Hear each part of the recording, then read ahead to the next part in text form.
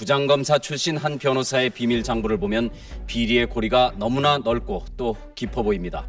검찰과 법원 직원, 경찰관 200여 명이 사건을 알선해줬고 그때마다 많게는 수백만 원씩의 돈이 건네졌습니다. 1월 7일 대전 MBC 보도는 법조계의 검은 관행을 낱낱이 폭로하며 사법개혁에 불을 당겼습니다. 부장검사 출신의 변호사가 사건을 수임하면서 검찰, 법원, 경찰 관계자들과 유착된 사실이 법조계를 발칵 뒤집었습니다. 급기야 전현직 판검사를 비롯한 379명이 이 변호사에게 사건을 알선하고 이 중 107명이 대가성 소개비를 받은 것으로 확인됐습니다. 법조계도 친분 관계와 돈의 흐름에 따라 얼마든지 사법 정의가 뒤집어질 수 있는 실상 앞에 국민들은 분노했고 그 파장은 걷잡을 수 없이 확대됐습니다. 결국 이 변호사는 원초적 관행이란 말을 남긴 채 구속되고 법조사상 초유의 희생이 뒤따랐습니다.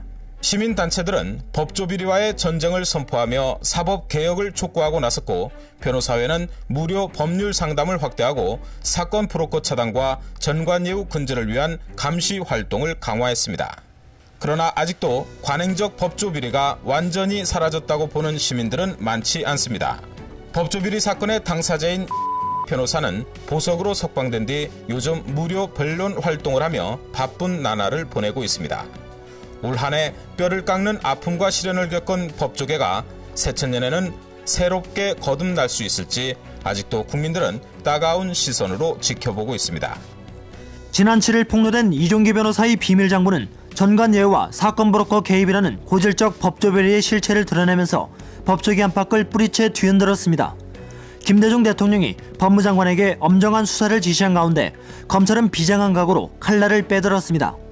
검찰 조사 결과 전현직 판검사를 비롯한 379명이 변호사에게 사건을 소개했고 이 가운데 122명은 돈을 받은 것으로 확인됐습니다. 두 핵심 인물인 변호사와 전 사무장은 당초 비밀장부의 존재 자체를 부인하다 닷새 만에 자백했고 결국 지난 13일 구속됐습니다. 이어 사건 소개인들에 대한 소환 조사에 들어간 검찰은 국민적 비난을 무릅쓰고 전현직 검찰 직원 6명을 구속하는 선에서 사법 처리를 매듭지으려 했습니다. 그러던 지난 25일 이번 수사를 지휘한 대전지검 이문재 차장검사가 변호사로부터 향을 받은 사실이 밝혀지면서 수사팀에서 전격 제외돼 또 한 번 파문이 일었습니다.